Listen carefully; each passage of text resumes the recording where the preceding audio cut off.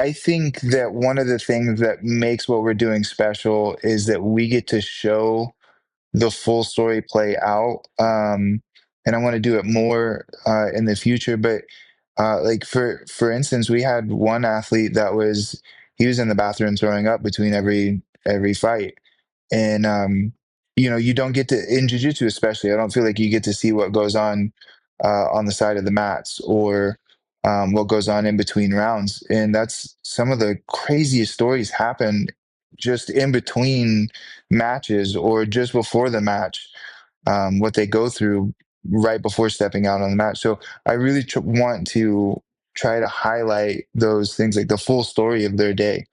Um, and I think that's something that's missing a lot in jiu-jitsu.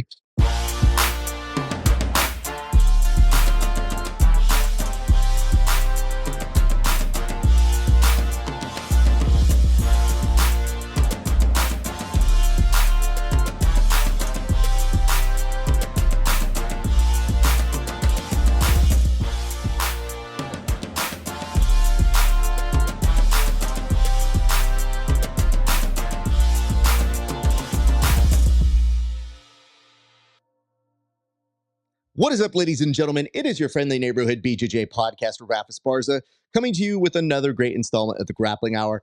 I'm very excited for this episode. You guys know I love it when people put on great tournaments. I love to know the new emerging players.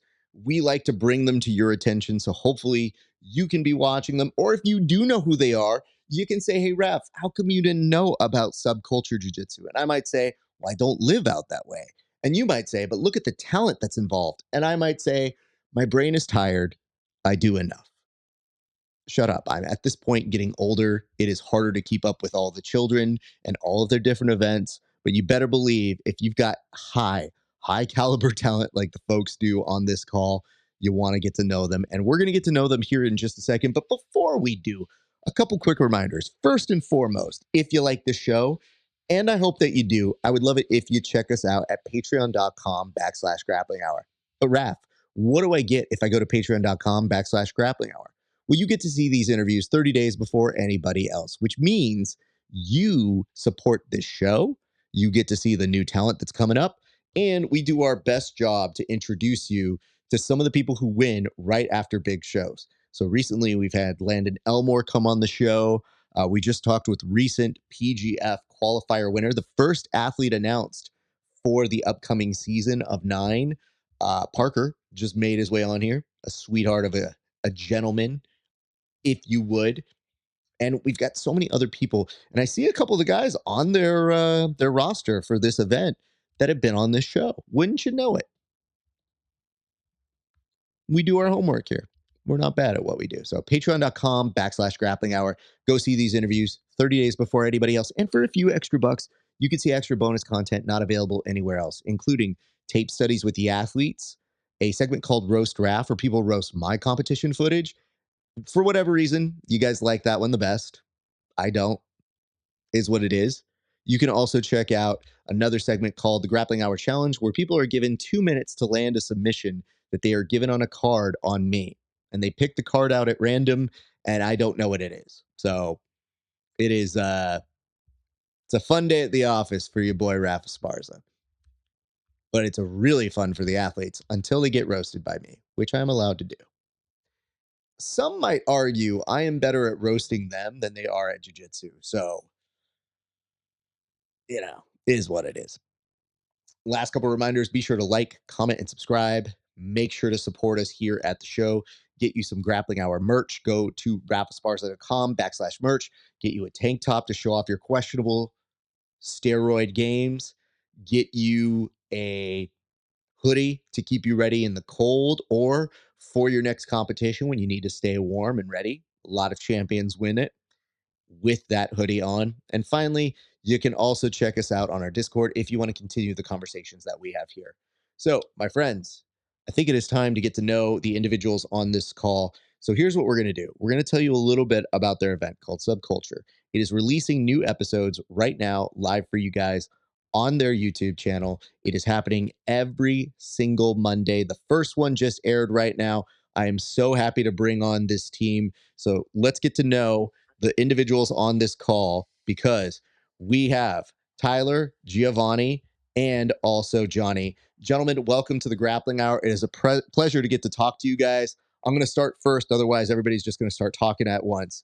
But I'd like to say, let's start with you, Tyler. Thank you so much for coming on and setting this up for everybody.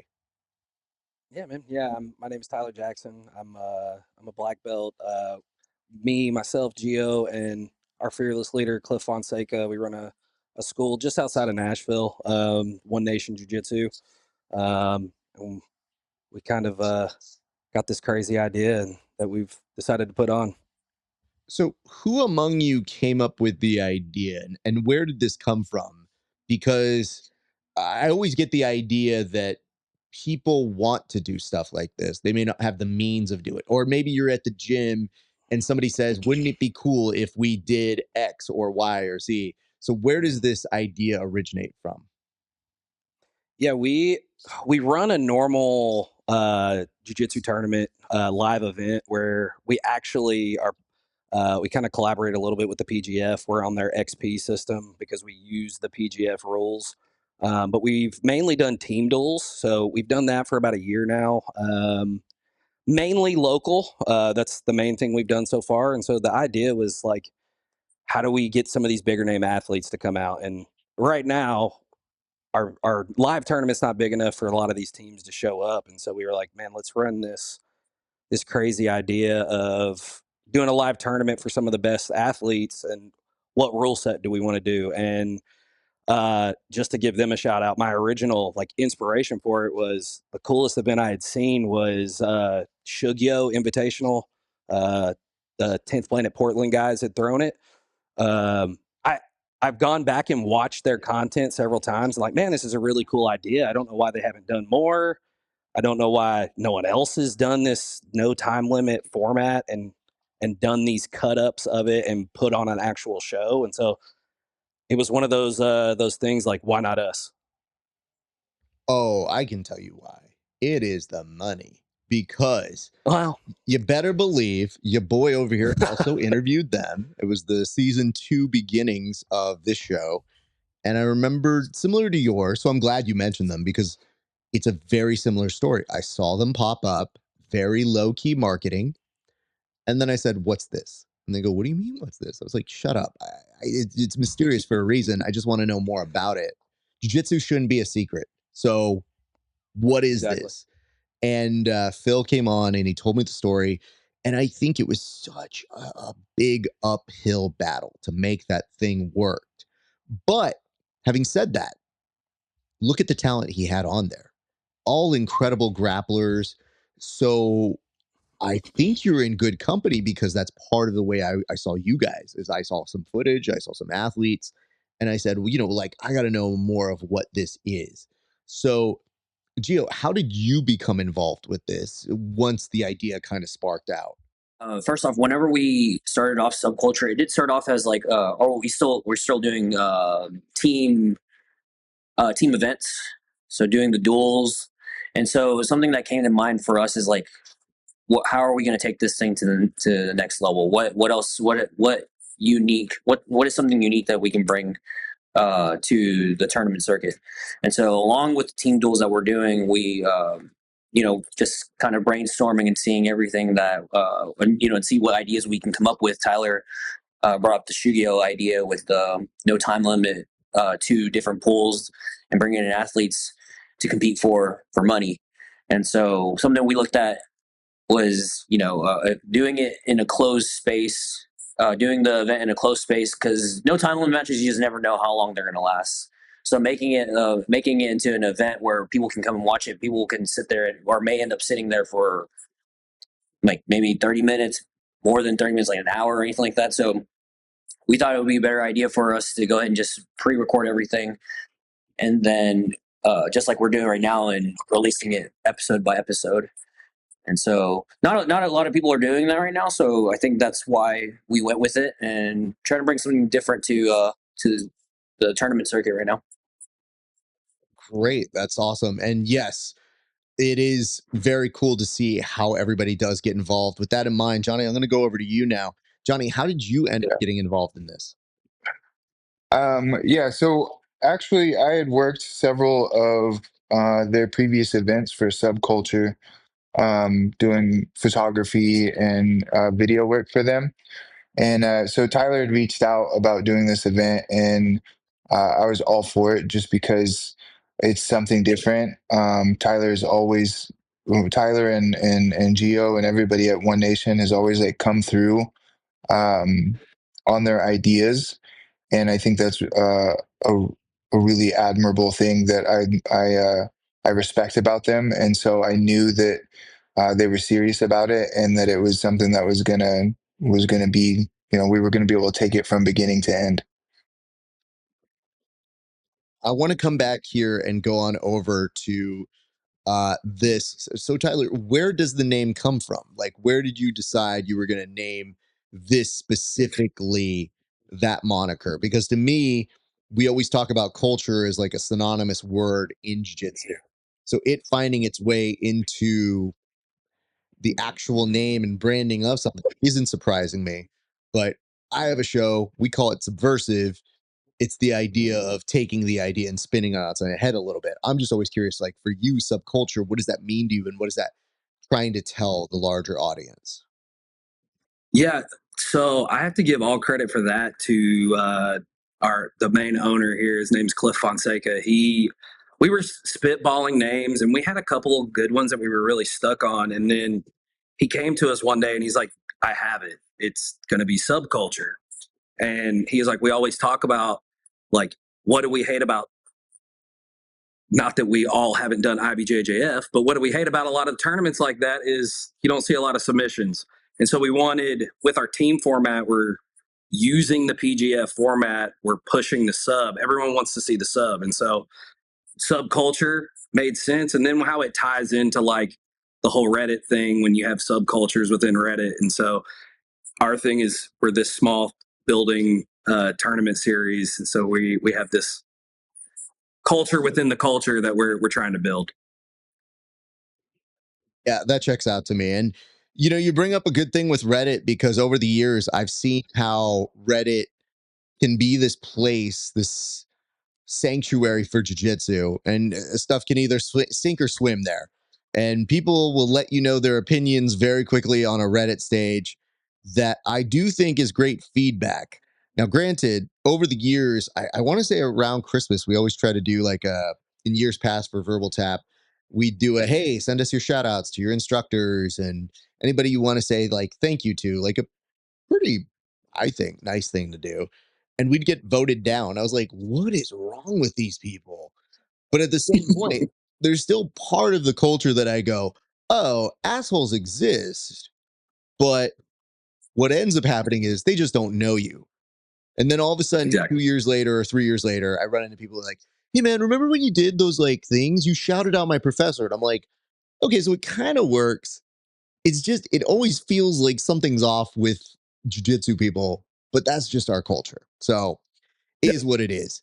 Having said that, just so we can explain to people kind of the emphasis of what this is and how it happened.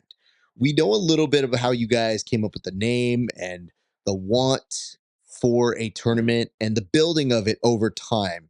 And, taking it from what you consider these small tournaments and still saying you're kind of the newer kid on the block, but you've got this incredible talent. What I want to know now is, why have you embraced the PGF format and style? Because if you're a small tournament, you don't have to do their style. It is good for TV and you're just starting to air it. But why particularly did you pick that format to use? We talked about it for a long time. Like, man, what format are we going to use? Are we going to use a point system, or like ADCC was like, man, maybe we'll just run their kind of thing. But everything we kept coming back to was there so much subjectivity in so many of these tournament formats that, like, how do we try to take that out of it? We don't want a ref's decision.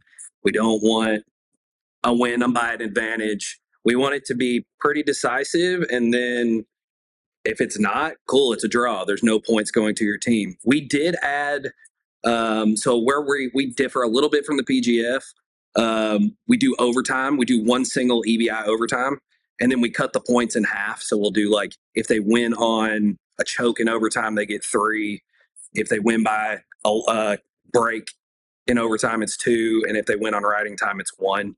And that was just to still try to help the team scores out, but not have a match that didn't mean anything at the same time. So we still wanted some definity to the match, but still using those points. And so the points for the PGF XP, only the regulation counts. But Brandon was awesome about, like, as soon as I showed him, who was it?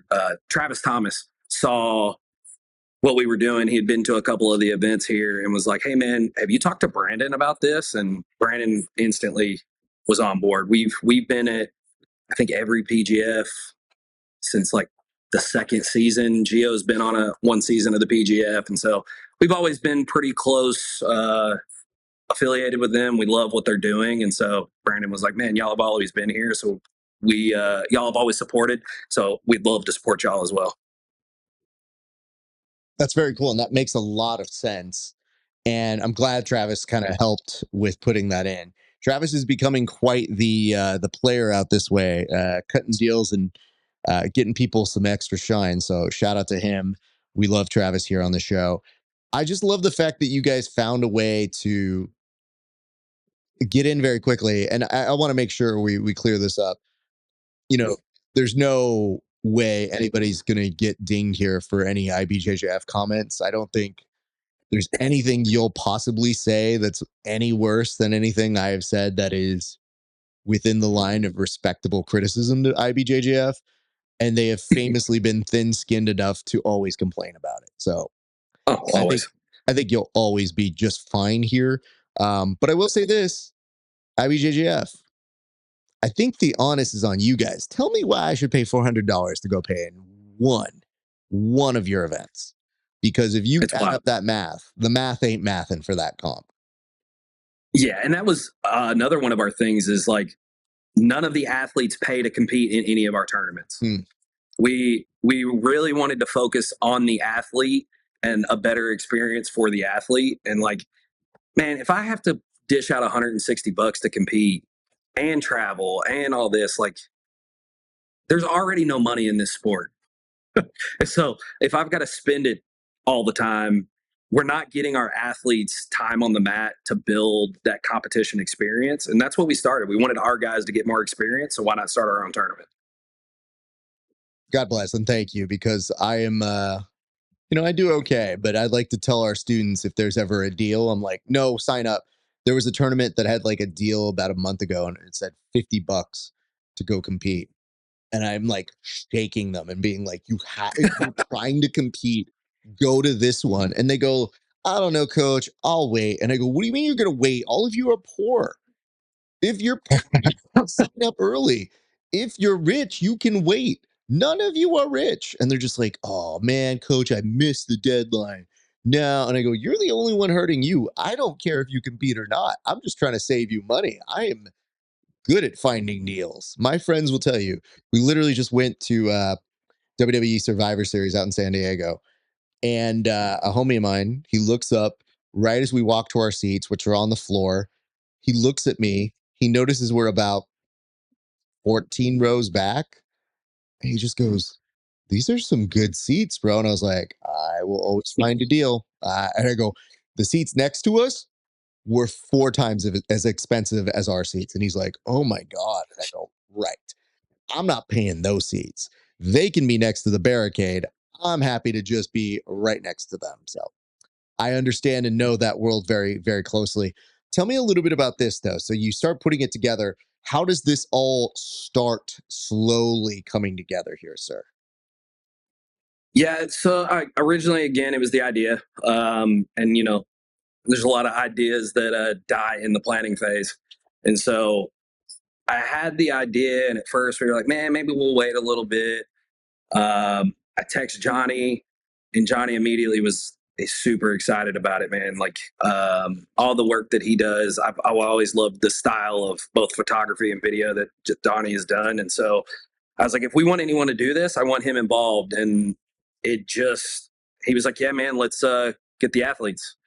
And so I started, Instagram messaging athletes to try to get them involved. And the main one was Reese Lefebvre used to train at our gym. And so I really wanted to do something to highlight Reese because he's such a good up and coming talent at that lighter weight class. And so he was who I started it with, and I wanted to build around it. And I kind of fell into the opportunity with some of these guys that I didn't expect to. Like Julian was, he was a replacement. I had messaged him. He didn't see the message for about 2 months, and then instantly messaged me like, "Dude, I want in now. Can you kick someone off?" I'm like, "Dude, someone's gonna pull out. Just be patient." And so it's getting the athletes. Obviously, was the hardest part, but we wanted to do that original format with 8 athletes, 4 on each side, with a round robin. Because for the athletes, a lot of them wanted to compete more, and so coming to Tennessee from like Julian, he's coming from Vienna, and so for him to come over here, he wants more than just one match. And so the round robin format is what I wanted to do. As the athletes started pulling out, we ended up doing the double elimination, so they still had multiple matches. And then, man, it's just the support we had from, again, Cliff Fonseca, his wife, Jillian, who runs our social media. She does an amazing job. They all were on board and like, let's make this thing happen. And it really kind of threw itself all together in about 8 to 10 weeks, something like that. It was very quick that we put this all together. Just a moment here. Send a message out to Julian. Julian, what are you doing, sir? I think Julian just decided like, hey, I'd like to be on here, and because I didn't check my social media enough, kick someone off for me. Have words with that young man and say, oh, cool, very nice of you. And I love that he's also like, hey, change the format while you're at it. Because that was me. We didn't have enough athletes, so I had to do something to change it. I'm Julian. I don't need to hear you say anything more. I heard all I needed to hear. That is the way we report news in this business. You just shut off and then you just report what you want to report. So Julian's getting all the blame, and I'll hit him up. I say this because we have a clip that we just put up of Julian this week, and he didn't co-author. So I'm going to let you know, Julian, this is why. You get roasted now when you don't co-author a piece that makes you look good. So Julian's going to be hearing from me a little bit later. Nonetheless, an incredible grappler, always very fun to watch. So I like that you picked him. You mentioned Reese Lefebvre. Let's talk a little bit about the athletes. So how many athletes do you have involved? And there's one in particular I definitely want to give some love and appreciation to. But what can you tell us about the athletes that are involved? Yeah, so 6 athletes. We had, again, Reese Lefebvre out of Kingsway. We had Julian Espinosa, Enzo Gracie Vienna, Diallo Braithwaite from the Lab MMA. He was one of my first ones. Like I sent him the message, and the next day he's like, "Yep, I'm in. I love this format. Let's do this."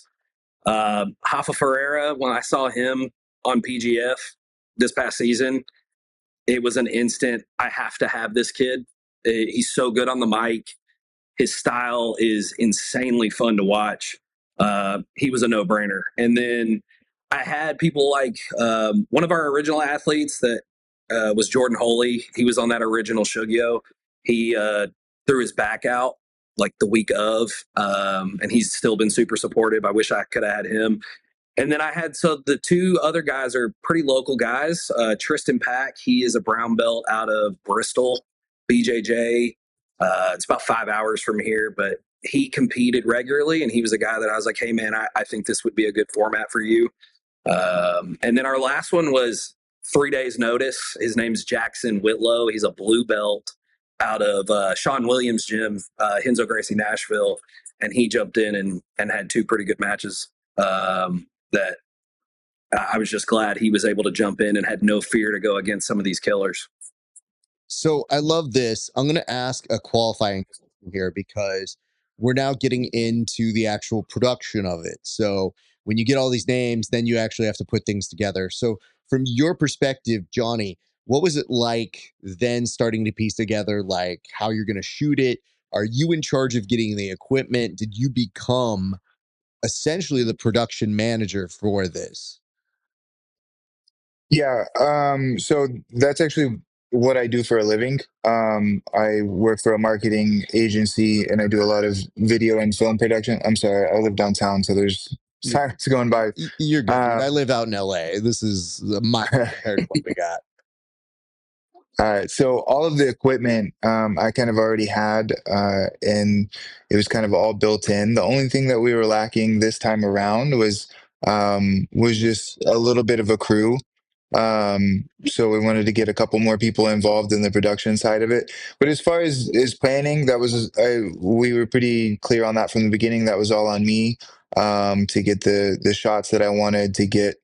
Kind of the He laid out the vision and said go. And that's kind of the best way to get good work out of a creative, is kind of tell them a rough outline of what you want and then just let them go to it. And I think Tyler understood that, and I think we came up with a really good product. Okay, so Johnny, production guy to production guy. So usually I'm head of production wherever I'm working on. I just want to get an idea for you Hmm. when they start talking about no time limit matches, things get a little hectic because it's a Hmm. great idea and concept. And certain people, like, I love it, but shooting it can be a task.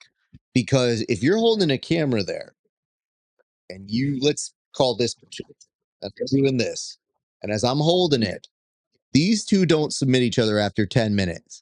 I don't know that I'm holding it like this anymore. In fact, a back harness could help me, but even a back harness starts to grain on you. What were your contingency plans, and like how were you starting to basically create the production for matches that you have no control over the length of?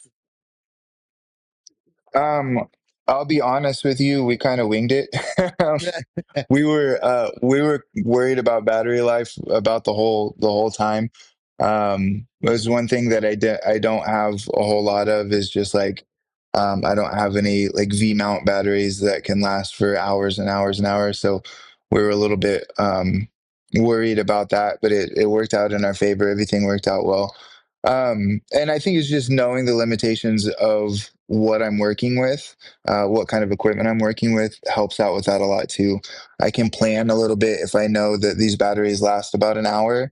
Then I need to make sure that I have a fresh one ready to go and ready to switch out. And we were shooting on multiple cameras too, so if there was any emergency, we knew at least one of the cameras would be working, and we'd have at least one angle of what we're trying to get.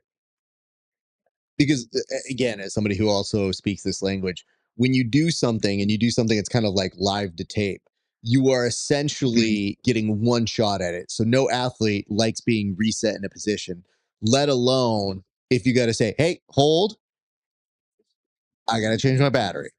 So if you guys cannot do jujitsu for like the next 5 minutes, I can pack this thing in real quick. Nobody is going to like that. So it really does put an emphasis on. Can I make a note? Did you guys have a locked off shot at all? Yeah, we had, well, no, we didn't have a static shot.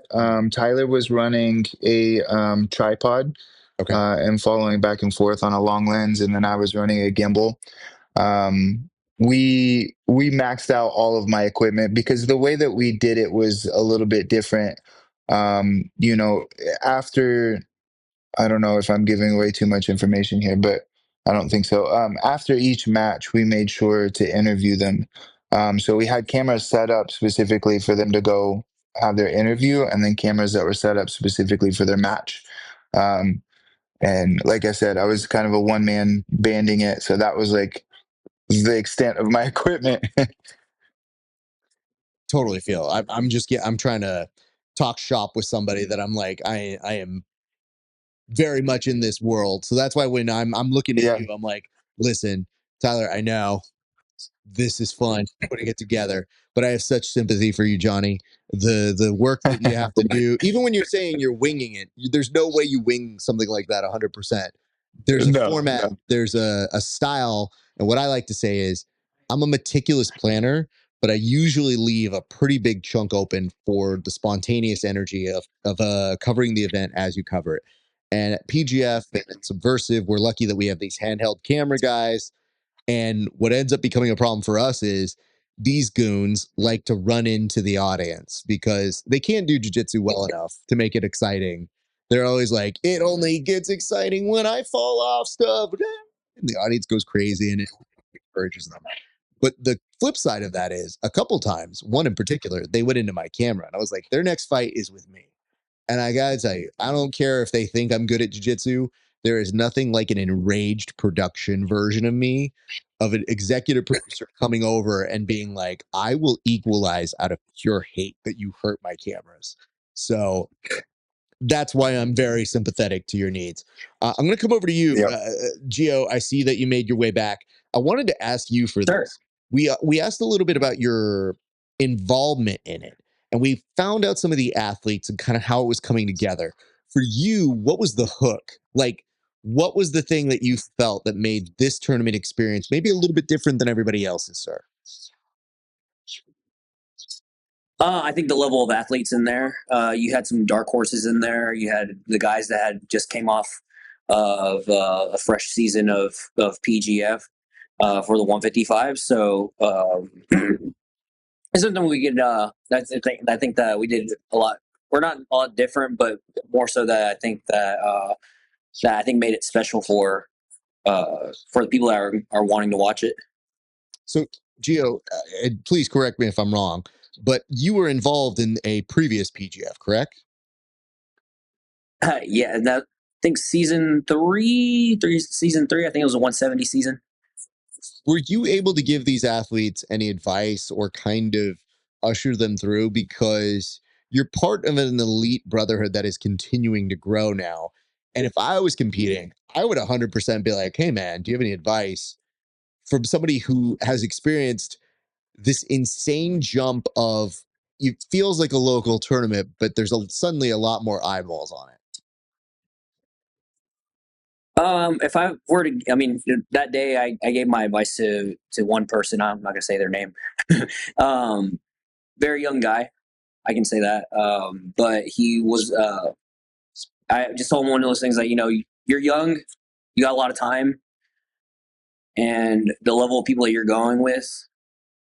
You see most people that are at a high level avoid putting themselves in that position, and so my thing is that you can, if you can see or you can compete with guys like that, or you can try to put my words together. And, there's potential there, and so there's a lot to work with. So if don't stop there. Don't stop there when it comes down to the the level of competition or low competition with the guys you're going with. Just go back to training and trust the process of that. I would appreciate Because that. Go ahead. And sorry to cut you off, but I think that I think what brought to mind for me was that this kid was the same age I was whenever I did my first PGF. So I'm still young, but I was younger at the time, and so going in and competing with a lot of the guys that were heavy on the circuit and still are to this day, you had to really lock in, because at this point, like going in and competing at PGF, you're having 12 possible matches, and so if you're not in the right mindset, then it's very easy to fold if you're not in the right place in your mind. Gio, I just want to make sure that we get this part clear in. You were very emphatic in answering that question, but only with the conditional part that you reminded everybody you are also very young. So I thank you for taking the question, but you were like, hold on. Before we go any further, I just want to make it very clear. I also am still very young, but I gave advice to this other young person like I am young, just slightly older. I did notice that. So I'd like to add handsome as well. Hey, Gio, if I may be so bold, how old are you, Gio? 27. All right. You're still upkeeping well. And Gio, am I right in the assumption? Are you a black belt right now? Yes, sir. I just got my second degree last December. Oh, well, by the way, anybody who has a second degree black belt at 27 Yeah. is just fine. So you don't need to tell us how young you are. And in fact, now I'm insulted. I wasn't until then. It's just like, oh, I'm 26. You just recently got one. Okay, bro. I'm like, What, bro, black belt at 19? I am 43 and I have these children being like, aren't you a brown belt yet? And I was like, nah, they're slow playing me. And I'm perfectly fine with that.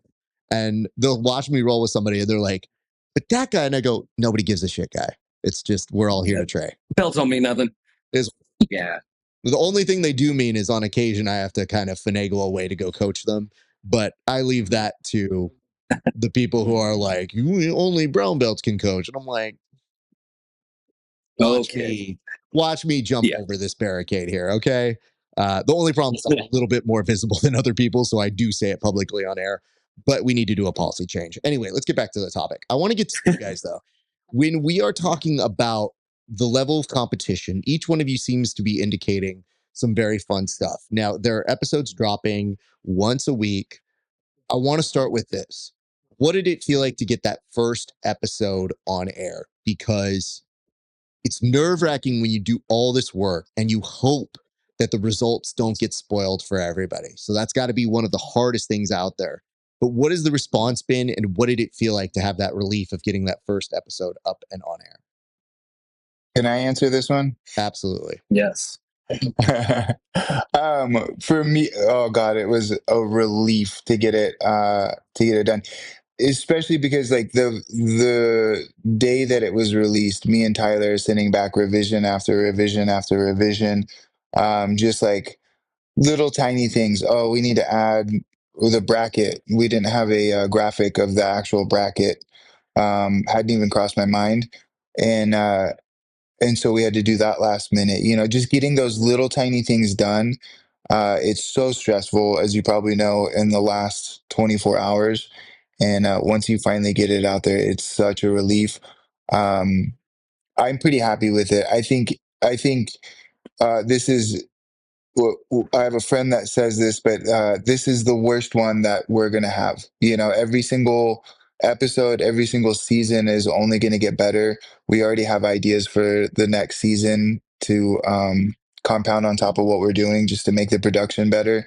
And I think it's only going to keep elevating. And I'm pretty proud of the one that we've put out so far. So I think that if it gets better each time, then we're going to have something really great. Gio, from a competitor standpoint, I'd like to know, what did you feel like the competitors brought that was unique? Did you feel like it was comparable to your PGF experience, or did you feel like it's comparable to other things that maybe you've seen on TV before? With the guys that we brought in, we definitely made sure. So the guys that we brought in were guys that we have been seeing on recently on the circuit that have been doing really, really well. And not only that, is that they're also very exciting to watch.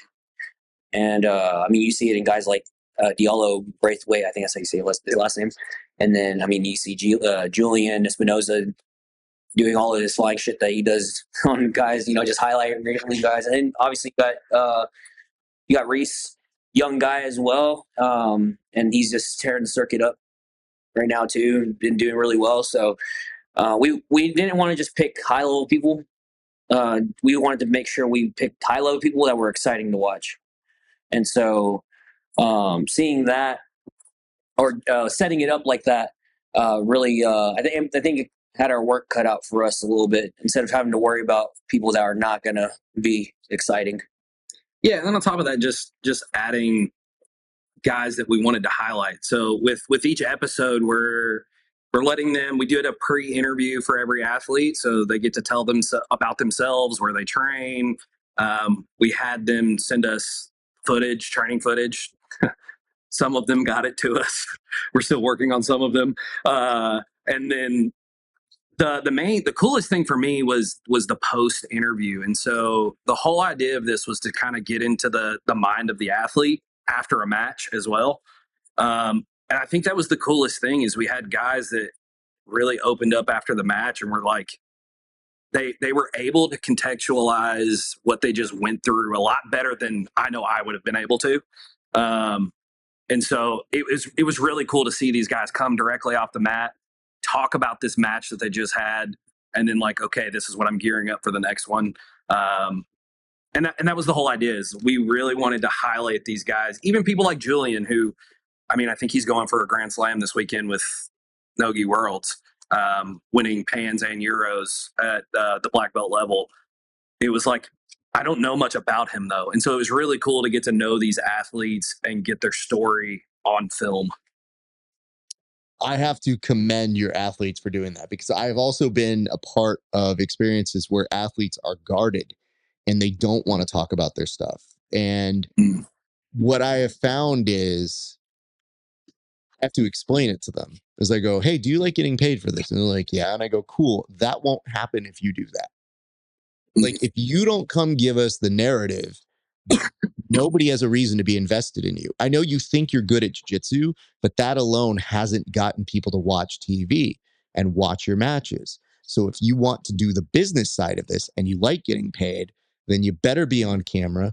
And yeah, I know it might show you being a little bit vulnerable, but guess what? If you don't ever show yourself as being vulnerable, then you better kiss any sponsorship, any investment, and anything else goodbye.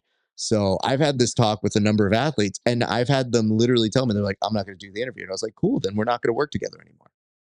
Because I'm like, why am I going to waste my time with you when I can build somebody else who, guess what? A new version of you comes around every 5 years, every 2 years, every 1 year. So I'd rather work with somebody who at least is willing to meet me halfway.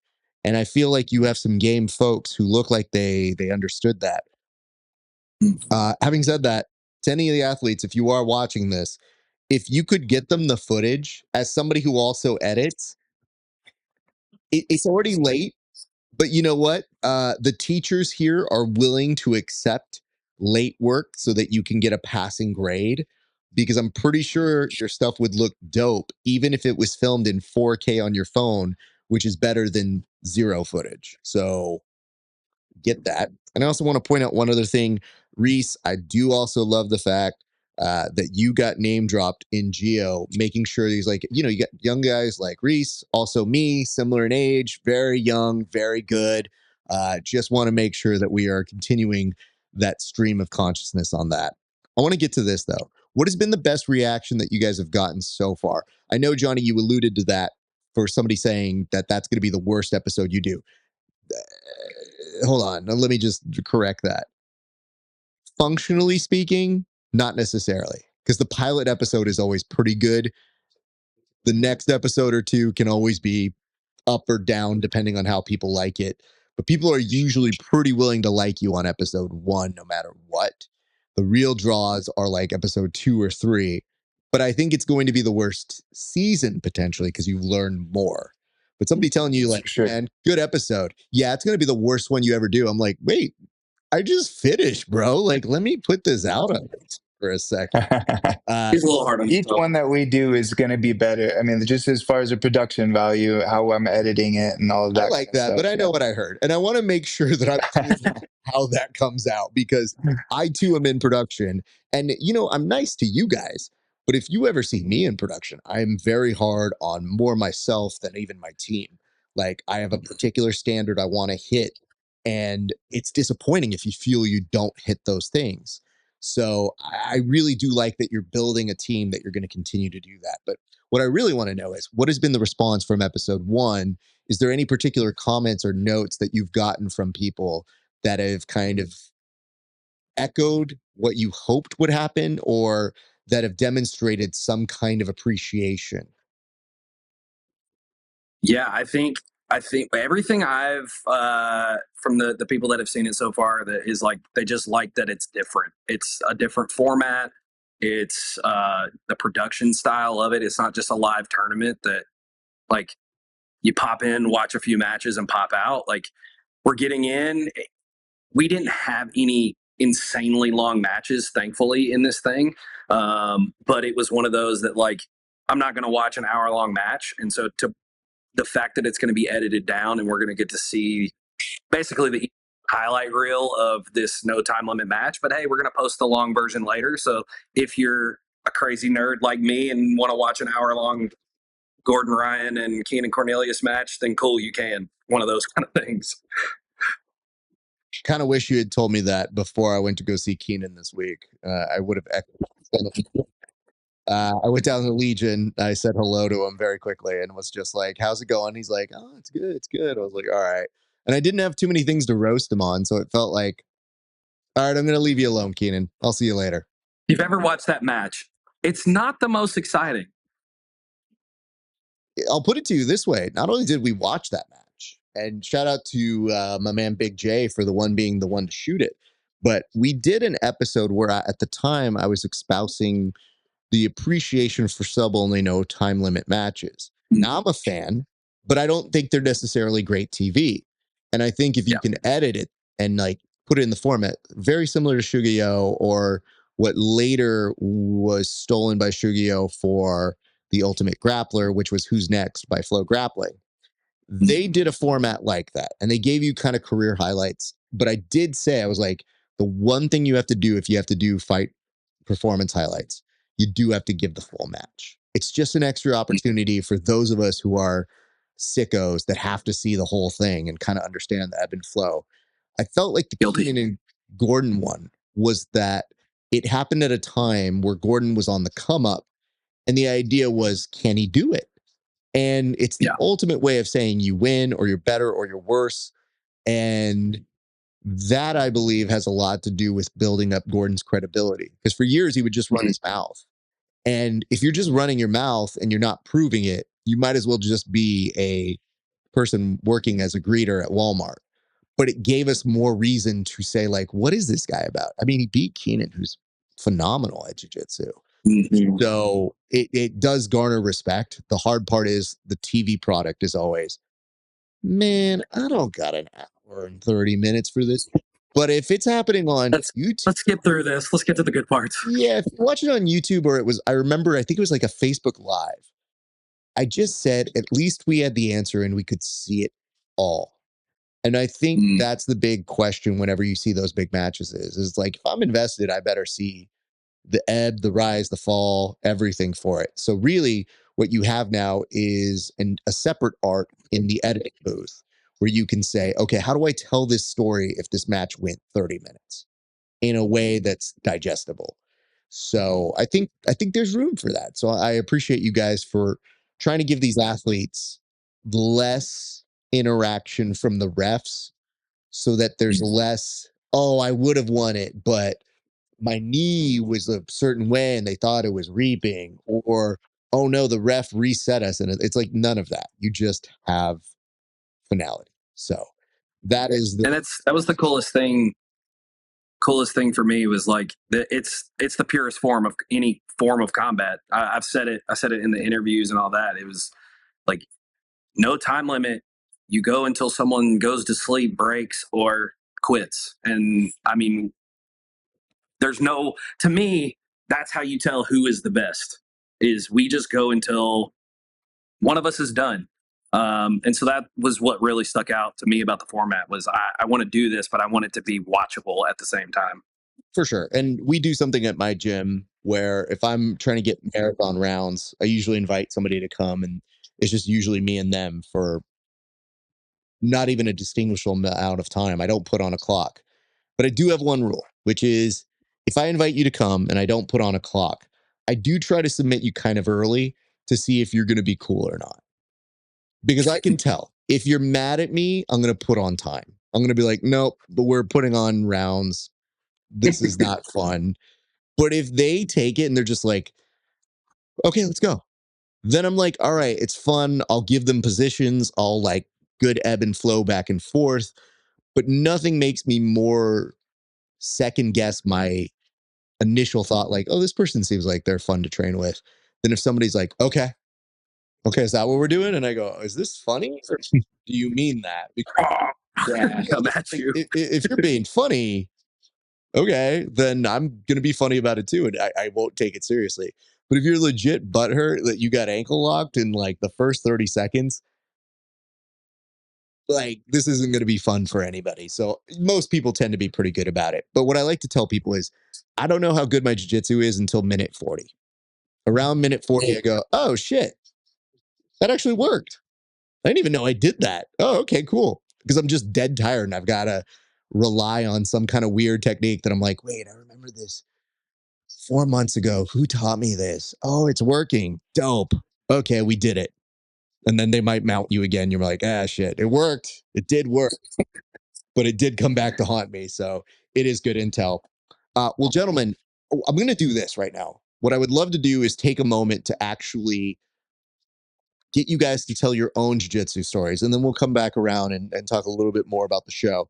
But I'd love to know how you guys all individually found your way to the sport. So why don't we go ahead and start with you, Gio? How did you find your way into jiu-jitsu?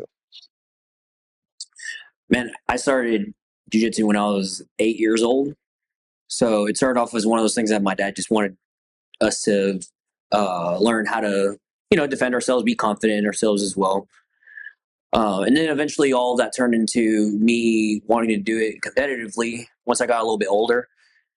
And then once that happened, I mean, it's just the rest is history. I started off with it in terms of me instructing classes and stuff. It started off with me helping and, teaching or helping with the kids' classes at first. And then once I got the hang of that, I started taking over a little more classes from there. And then now I'm within the last 2 years now, I've already taken over the head instructor position.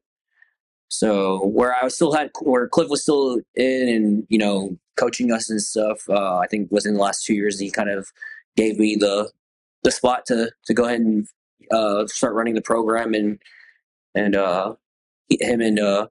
he just decided to take over the admin side of it. He pops in here and there, and we talk a lot in terms of things that we can do better in the program. But for the most part, I've taken over the head instructor position with that. And so, along with being the head instructor, I'm also heavily on the circuit, trying to be on it a little bit more. Probably the last 2 years, or not this past year, but the year before, I was a little bit more like here and there, like 3 months. I wouldn't go without competing, and then I would go back on it again. And so I've been a little bit more active this year when it comes to it. So anyone that wants to compete and wants to instruct, I can see how hard it can be, but it's definitely manageable if you have the right team. That's fair. So that He's also young and handsome. Well, I was about to say, man. This guy. If you think about it, I like that he's coming up on 20 years of working in jiu-jitsu, which is impossible because he's all of 22. So that means that at the age of 2, this man was already picking up the art very quickly. It's very funny when you start doing these timelines, because if you pick it up that young, you staying with the sport is usually pretty good. But then it means that you go from this age of not thinking and reacting naturally and having these good movements that then carry into good habits when you get older and you get more finesse. And then the real essence of jiu-jitsu as you get older is to return to like not thinking as much and trying to get to a very pure place for it. So seeing how you kind of go on your journey up and down all those years has to be so fun, so that even when you're saying like, yeah, man, I'm trying to get out there and compete more, part of that is because now you're putting more people on that pathway so that they can start that in their lives. So you're definitely paying it forward, and that's really cool to see, man. Tyler, how about you? Where does jiu-jitsu start for you, sir? So I started in 2013. I was a sophomore in college, kind of one of those. I had a baseball injury that kind of took me away from the sport. I had a like 90% tear of my labrum, had a major surgery, gained a significant amount of weight. I was about 270 at the time. And my girlfriend, now wife, looked at me one day and was like, "Hey, dude, you're fat. Go do something." Thankfully, we had that relationship where we could talk to each other that way. And it's one of those, you start to get big. You don't know you're big because you still think yourself as an athlete in college. And like, college, you have unlimited buffet at where I went to school. So I just ate my woes away in a block after surgery.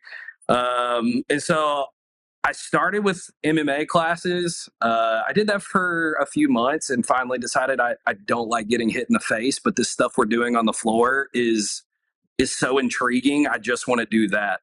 And so I went from white to black belt under Cliff Fonseca here in Smyrna. I got my blue belt and he was like, "Hey man, I know you got your education degree and you want to go into teaching. Why don't you come help me with this after school program that we have?"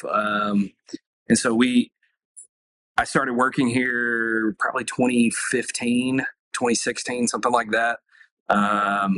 And it was one of those, even before I started working here, I was teaching classes. I was coming in to help teach classes. I would train, get up super early, go to work and do it all over again. And so the love of the sport was what led me to be able to I want this to be a pathway I love teaching, but I feel like I can impact more lives through jiu-jitsu than I can through the education system.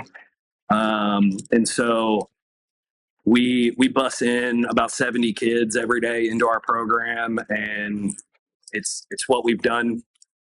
Cliff has been doing it for what, 15 years now. So 15 years he started this after school program, and it's what's allowed us to be able to do this full time. And got my black belt in 2020, and man, the age old story, you feel like you know jiu-jitsu and then you get your black belt and realize you know nothing.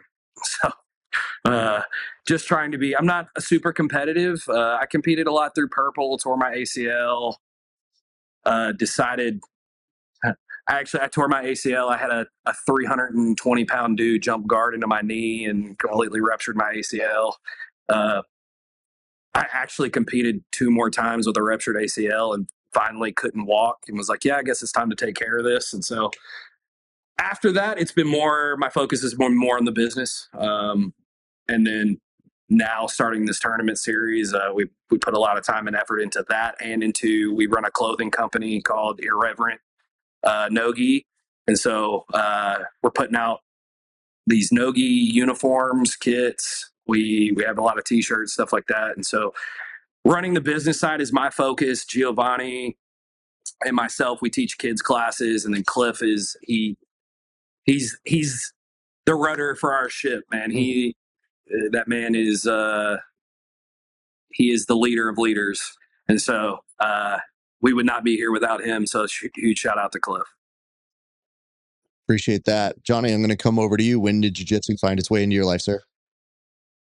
Yeah, so I started training in 2007. I was living in California I graduated high school, moved out to California, played music for a living, and fell into Muay Thai actually originally. And then I moved back to Arkansas, and there wasn't a lot of Muay Thai around. So I found an MMA gym, did the whole MMA thing for about 10 years. I was a professional fighter.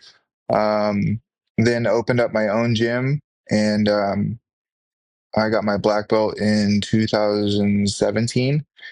And yeah, and then in 2020, I kind of everything kind of got derailed. I started getting concerned about I might not have a gym anymore. So I was trying to find something, a career pathway to get into, and got into film and TV production, which somehow spawned into photography. And doing that through jiu-jitsu was kind of the thing that made the most sense to me. And so I've been doing that now for about 4 or 5 years. Nice.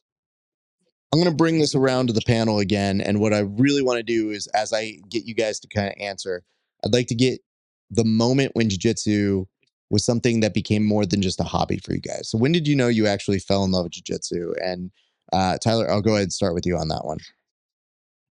Man, I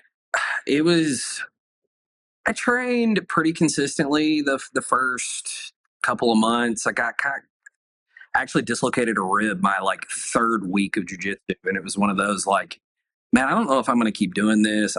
Again, super out of shape, but I was athletic, and it was only when I got my blue belt, it was one of those like, okay, I've got to see this through. I put a lot of work and time in that first year, and like every white belt, like I think I'm gonna quit, and then you have that person in your ear that's like, hey, dude, I promise you're good at this. Like it just takes time, and so I really think it was that right after that first year, I got my blue belt in about 11 months, and so that just after blue belt when I was just started to hit that valley and then to the peak before purple, where I knew like I'm gonna do this the rest of my life.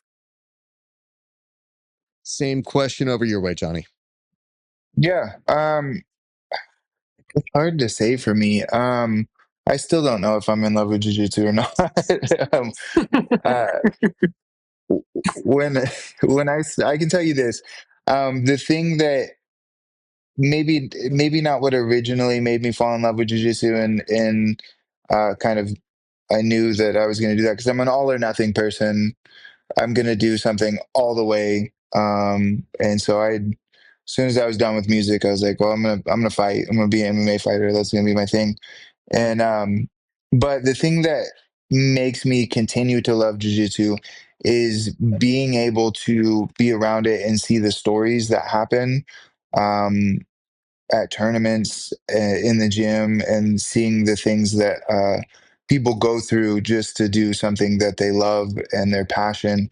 And to be honest, that's the thing that like really keeps me coming back is being able to see that play out for people. I appreciate that because as a storyteller myself, that's a big draw as to what keeps me in this is how do you help people tell their stories in this sport? And sometimes you have really good talent who aren't exceptionally good at putting their stories in context. So a big challenge for me has always been as a host, like how do I coach them? How do I get the best story out of people? And what I love is, and one of the things I think we all speak the same language of, is the importance of the after interview. So, like, there are organizations where I specifically have asked, like, hey, let me come aboard. You need post interviews. And they're like, we don't think about it. Production, this. And I was like, I look at your production. You got time. I was like, give me 2 minutes and watch what happens. And they're like, okay. And they'll see me interview the person. They're like, those were a damn good 2 minutes. And I was like, really? I just asked the question you're thinking. If you're watching at home and you have that question, somebody should ask them it. If you let them go and you don't ask them, that's your own fault. You let them go. And I think it's two ways. I think it's good to do it in your version, which is you are taping it live to tape, essentially, or live and putting it on film and then later releasing it. But I'll tell you this, if these guys fight and you don't interview them in a cage after they win, then you're gonna see the world's weirdest post on Instagram probably about 24 hours later. So you'd much rather let them get the audience in front of an audience rather than them trying to incoherently talk about the struggle and the ships and the boats that have sailed and that The maybe sharks in the sea. they didn't know that they were a shark, but that night they found out they were a warrior in the Colosseum, and because the man in the arena, and also they won, but they didn't. So, like, when you get those incoherent things, I've had fighters tell me, they're like, hey, man, what I was saying was gibberish, and you brought me back on. I was like, yeah, I didn't understand any of it, so I wanted to help you. I threw a lifeboat and said, maybe this will help. And they go, yeah, for sure. My family told me that I was screaming at you. And I was like, that's why I brought the camera or the microphone away from you, sir. But I got you. I don't think you mean ill will. It's just I'm trying to think. I've seen some of your wild interviews after PGF. So, Oh boy. I mean, yes.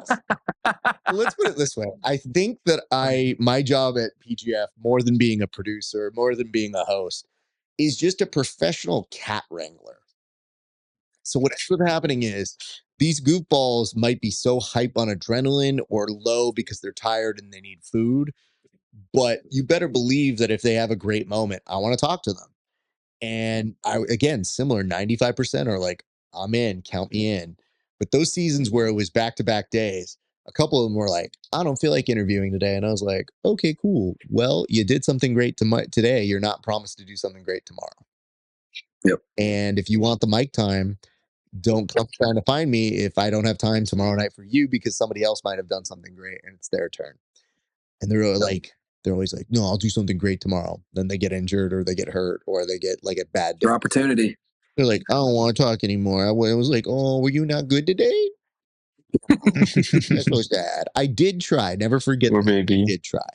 I try not to be a dick about it. I just want to make sure that they understand we're all professionals. Just treat us with the most basic entry level version of yes, sir, or no, sir, I'm not interested tonight. And I'll shake your hand and be like, no problem.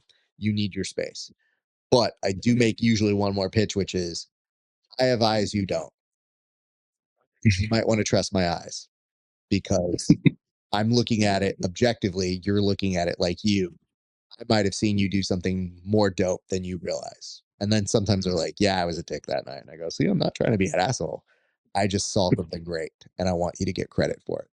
So that's where we usually fall. To kind of add on to that and shamelessly plug what we're doing some more, but the I think that one of the things that makes what we're doing special is that we get to show the full story play out. And I want to do it more in the future. But like for instance, we had one athlete that he was in the bathroom throwing up between every fight, and you don't get to in jiu-jitsu especially. I don't feel like you get to see what goes on the side of the mats or what goes on in between rounds, and that's some of the craziest stories happen just in between matches or just before the match, what they go through right before stepping out on the match. So I really want to try to highlight those things, like the full story of their day.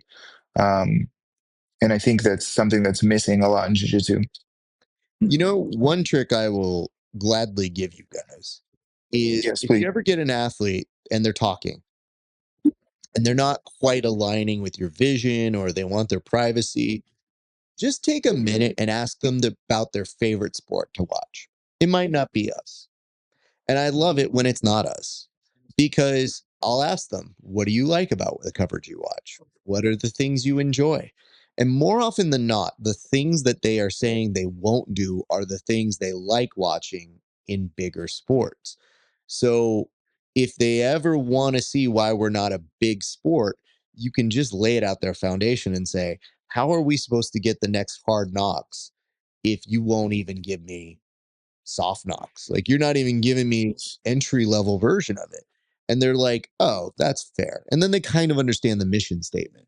Because a lot of what we do, Keelan over at the PGF, Isaac, we're all fans of sports and telling the stories of athletes. So what I feel a kinship here is you guys are trying to fight that good fight of, no, this shit's interesting. Look at it. If you can go throw up in that bathroom and then find it within you to come back and win your next match, that's a story worth telling.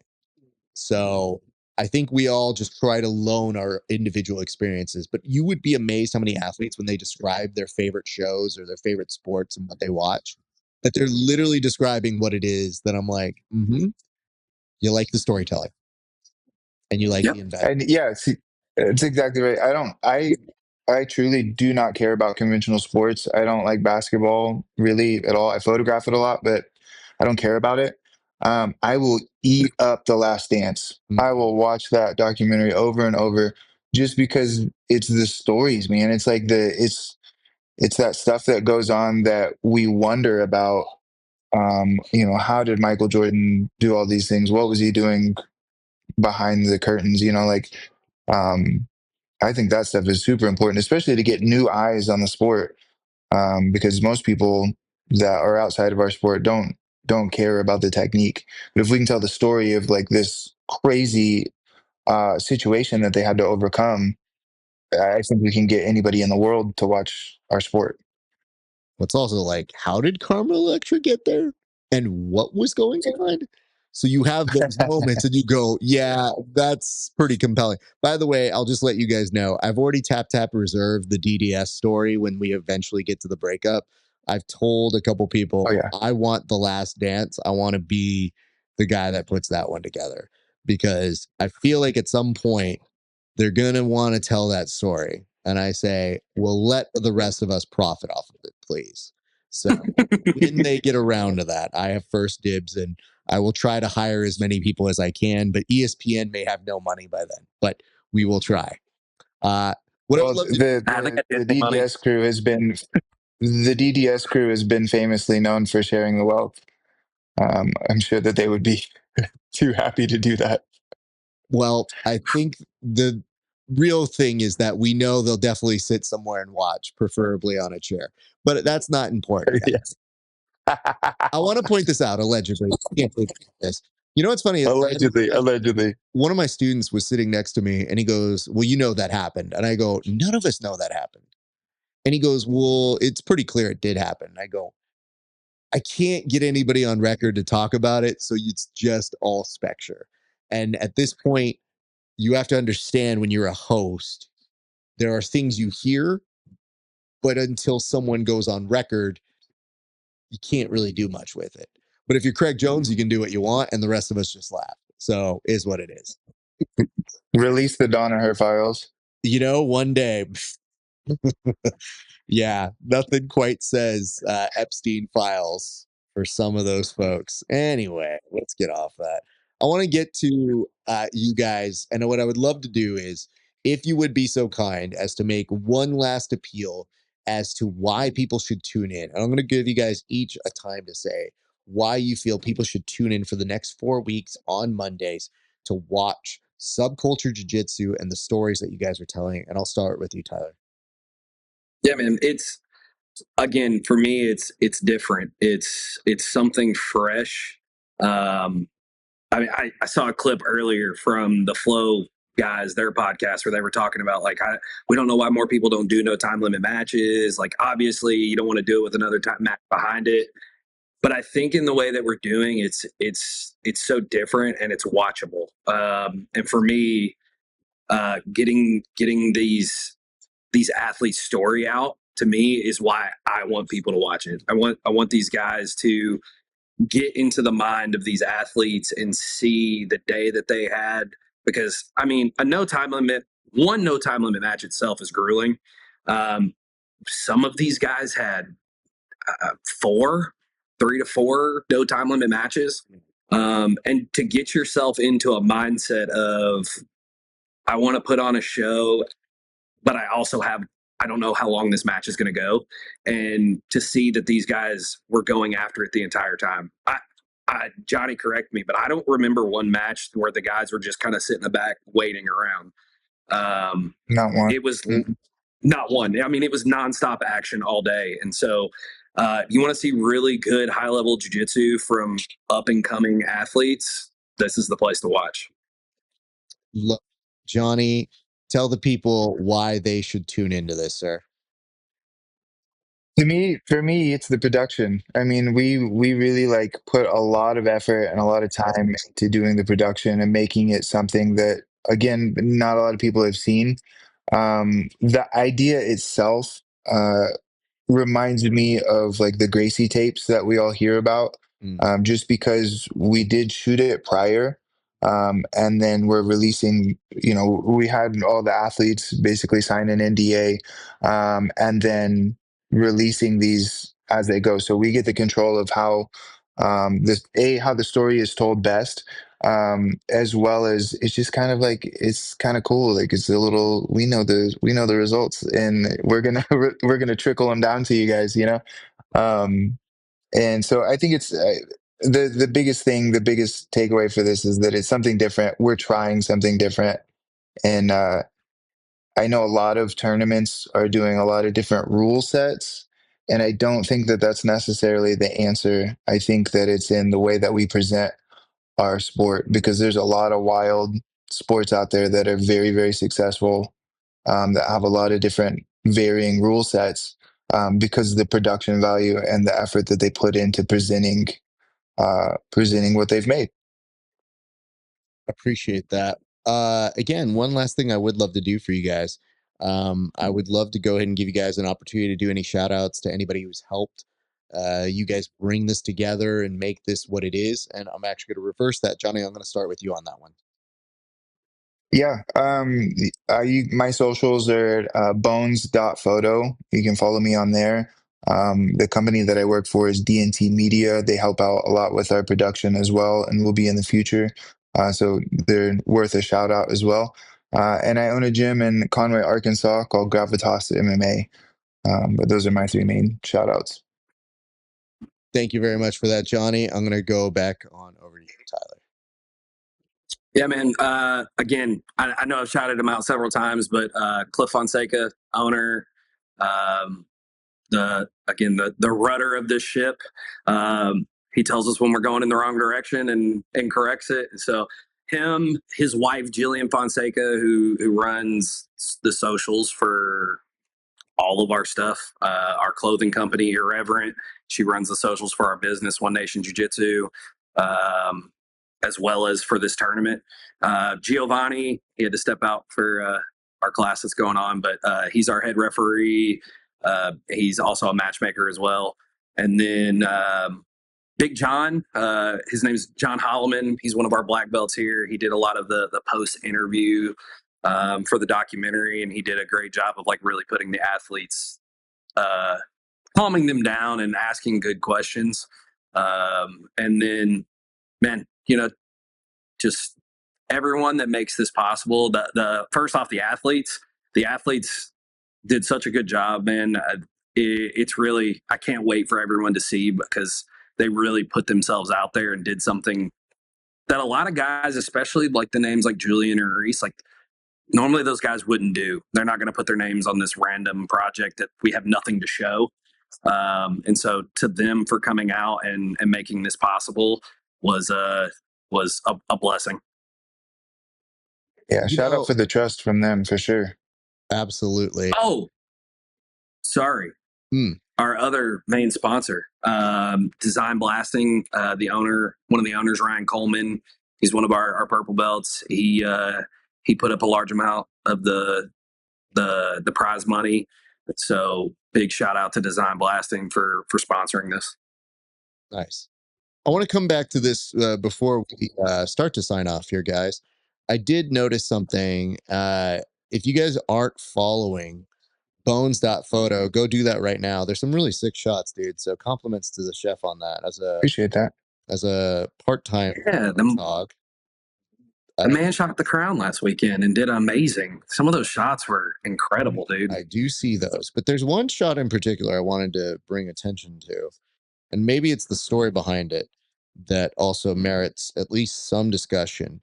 But the photo I found was this one right here, and it says, "Who is going to shoot your event with a black eye?" Sir, how does one get a black eye before they go to shoot?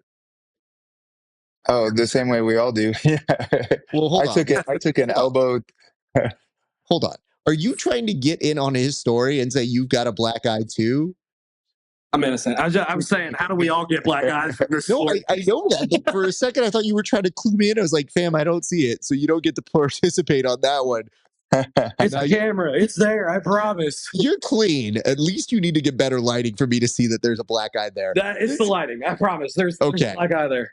I like that he's like, no, it's there. It's there. You gotta. It's like somebody being like muscle definition. It's like fresh. You got to look a little bit closer. It's coming in. It's coming in. It'll be there tomorrow in the morning. So what happened here? You said you got elbowed? Yeah, I took a heavy elbow from a blue belt. Actually, this is like a week after I did that, but I got hired for this big event for a life coach and had to go film the day before I went and did that. I got this black eye. Well, shout out Gabriele Kinoski for getting that shot into. When I can, I try to remember to shout out the photogs because we should do that more and more. Photogs do real good. Gabby's great. We appreciate that. Well, boys, I appreciate you guys. I'm going to close this up, but I want to tell people I'm very excited to sit back and watch. I've already subscribed to the channel. I suggest you guys do the same. And it's going to be a fun watch over the next 4 weeks. And I'm very excited to see that happen. So what I'm going to do is I'm going to say bye to you guys off air in a second, but I'm going to close this bitch up. My thanks to you guys both. Of course, Johnny, Tyler, and Gio, who of course had to go back to his Lazarus pit to make sure he would not get older and to continue his young age of terror reign. But my appreciation to you both. I'll say bye to you off air in just a second, you guys. Perfect. All right. Thank you so much for watching. I hope you enjoyed this installment of the Grappling Hour. We have so many more episodes that you guys can go and peruse through here on our YouTube channel, on our Patreon, wherever you're watching. But it is a good time to remind you guys, if you like the show, check us out, patreon.com/grappling hour. $5 a month. You can see these interviews 30 days before anybody else. And for a few extra dollars, some extra bonus content nobody else gets to see. We also told you to like, comment, and subscribe. And if you haven't done that right now, it'd be great. Do it. And here is your prompt. Has anybody ever given you a black eye in the sport? Now, you don't have to name names. I'm not asking for you to tag them, but just tell me how you got a black eye in the sport. I famously got one on training and then had to be on air. And I remembered looking at the guy going like, hey, bud, I have to be on the PGF on camera and people will have comments. Fortunately, it resolved itself before I was on air, so we were okay. So tell us your story if you can. That is a like, comment, and subscribe. Check us out, raffsparza.com/merch. Get you a Grappling Hour hoodie, a t-shirt, or a tank top. And last but not least, you could check us out at Discord on Grappling Hour if you want to continue the conversations we have here at the show. Thank you so much for watching, and I really do mean it. Go watch their show. We want to support new organizations, and we want to give love to everybody out there putting on for the athletes. So that's going to do it for us here at the Grappling Hour. Thank you so much for watching. My name's Raph Esparza. It's been a great day for grappling. We'll see you back on the mats.